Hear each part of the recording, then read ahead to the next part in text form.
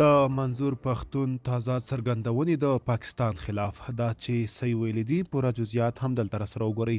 د افغان نیوز قدرمنو لیدونکو پام وکړئ د نن ورځې تازه او مهم خبر ته. د پښتون ژغورنې غورځنګ مشر منظور پښتین له پاکستاني علماو سره د دې هیواد د پوځ لوی درسیز جنرال وروستۍ لیدنې په غبرګون کې ویلي دي چې دغه علما د الله تعالی احکام تر پښو لاندې کوي. ښاغلي پښتین پر خپله ایکس ټولنیزه پاڼه لیکلي دي چې پاکستاني علماو پرون د عاصم منیر د رضا لپاره افغانانو سره له روان ظلم او جبر څخه ملاتړ اعلان کړ. د ظلم او ظالم په ملګرتیا کې د الله تعالی رضا نه وي، خو دوی د جنرال عاصم رضا ته وکتل. دوی د دینی علماو او پاکستان تل د پښتنو او افغانانو د بربادۍ لپاره د جنرالانو احکامات پوره کړي دي. دا په داسې حال کې ده چې د پاکستان دینی علماو تیره ورځ د دغه هیواد د پوځ له لوی درسیز سره په کتنه کې ویل د حکومت د هغې طرحې ملاتړ کوي چې له ښې په جبر افغان کډوال باسي. بلخوالي وزیر په ضمانت له زندانه خوشي شو.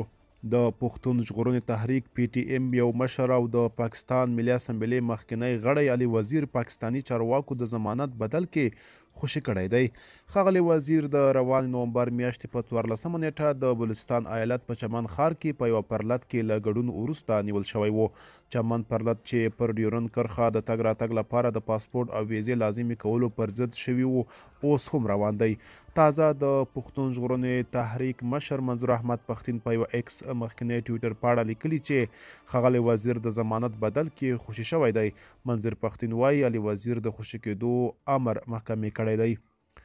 تېره اونۍ د ښاغلي وزیر تحریکي ملګرو ویلي وو چې د دوی د سخت مخالفت له کبله بلوچستان پولیسو ونه نیوه، خو په دیره اسماعیل خان سیمه کې د خیبر پښتونخوا ایالت پولیسو ونیوه.